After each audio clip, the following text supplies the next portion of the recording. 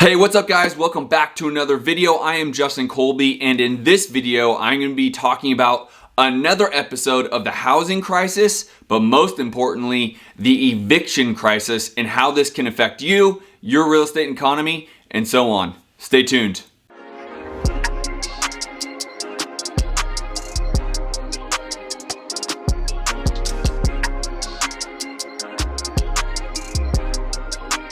What's up guys? Welcome back to another great video here. I am Justin Colby, and hopefully these videos are meant to help you think like an entrepreneur, a business owner, a real estate investor, an overall good business person. This episode we are going to be talking about another episode of the housing crisis, but really what I want to be focusing on here is the eviction crisis. I think there has been a lot of experts out there all over the social web talking about how there could be a big foreclosure tsunami. And while it does look like it could end up that way, there are a lot of different factors that are different than 2008 that we are rolling into this crisis that I think the game is going to be a little bit different. There are a lot of moratoriums and things of that nature that have gone on to help homeowners be able to not have to pay their mortgage. And one thing that is going to help this is the banks are already in place giving processes for those homeowners to also be able to refinance their current loan as long as they qualify to basically back end some of those missing payments or all of those missing payments into a refinanceable loan, and then they would be fully caught up, which would allow them not to have to be foreclosed on. Now let's just use Arizona, because that's where I'm from, as an example of the whole foreclosure process. Now normally in the state of Arizona you would need to miss a couple of mortgage payments before banks would put you on a notice of default or a pre-foreclosure list, and then you would have roughly 90 days to make up for that. So the process ultimately could be 5, 6, 7, 8, or 9 months long for the homeowner to try to catch up again if they did miss some mortgage payments. For tenants, that is not the case. There is no longer process in the state of Arizona if you miss a rent payment. Typically, just weeks after missing that rent payment, you are going to be up for eviction. And in the state of Arizona, it's a simple 30-day process and you will be escorted out of your house by a marshal. The CARES Act also gave another layer of defense for homeowners, allowing homeowners to defer their loan payments in forbearance in 3-month increments that actually could be up to a year long to help those homeowners get back on their feet and make up for past payments. As I mentioned prior, they're also working with the banks, or the banks are currently working right now to already implement this process of basically refining the right homeowners into a new loan, wrapping in those missing payments that they missed through that forbearance time. There is no such plan for a renter. As I mentioned, if you are more than a couple weeks late, as soon as this rental forbearance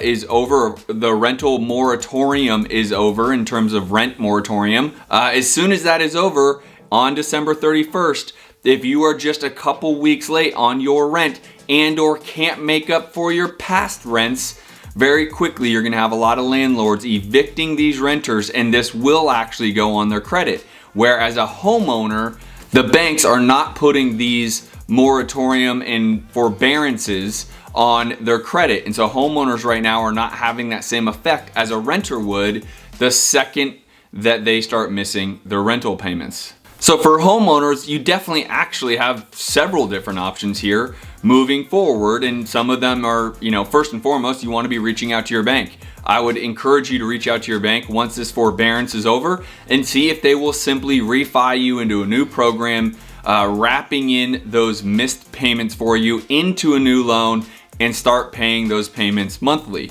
Another option for most people is to be able to take a loan from their retirement plan and catch up on the missing payments, get yourself up to active or up to speed on your payments monthly, and then start to continue making those payments.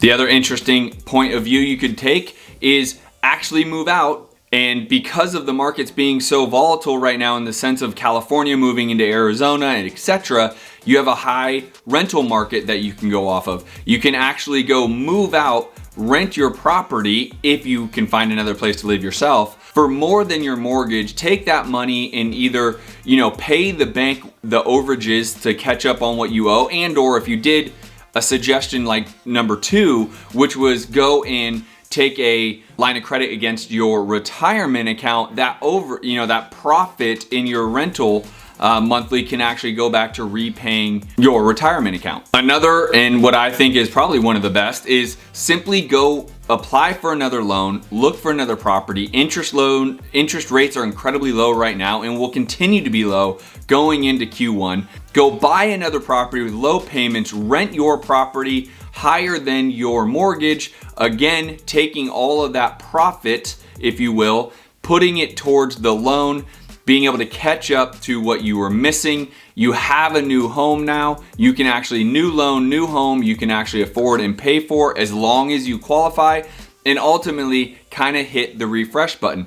Again, homeowners, as a moment in time, the way I'm looking at this and all the articles that I read and all the deep dives that I do, homeowners are likely in better shape than renters coming into the new year, because if you are a landlord and your tenant has not been paying for the last 6+ months, you are just going to take the first second you can to start to evict those individuals. And this is where it becomes a tricky scenario, because where are those individuals going to go? There's already a massive shortage of rental properties. There's already a massive shortage of properties to purchase. So it does cause kind of a conundrum where if these tenants become evicted, where do they go?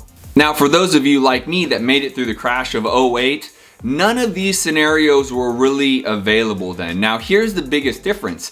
There is so much equity in everyone's home, right? That now the banks have some leverage on what they can do.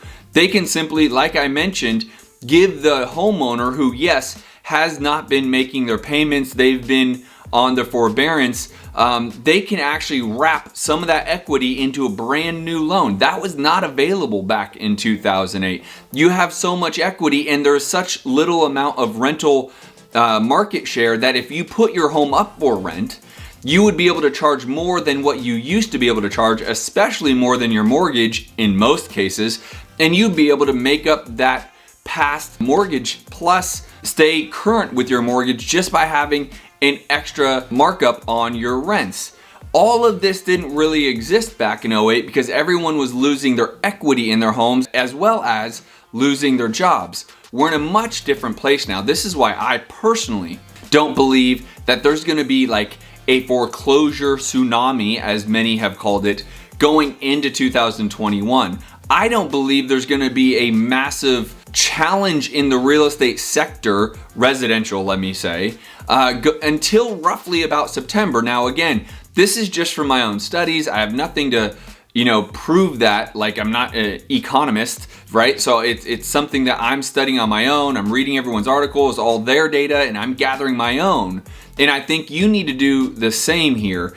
Make sure you're staying up to date with what is out there. But again, because of everyone's equity that they have from over a decade of appreciation and as well as their down payments, and the fact that essentially everyone's working from home now, and that the fact that the market is so short on homes to buy and homes to rent, you can charge a premium. You really, as a homeowner, you have so many different ways that you can navigate.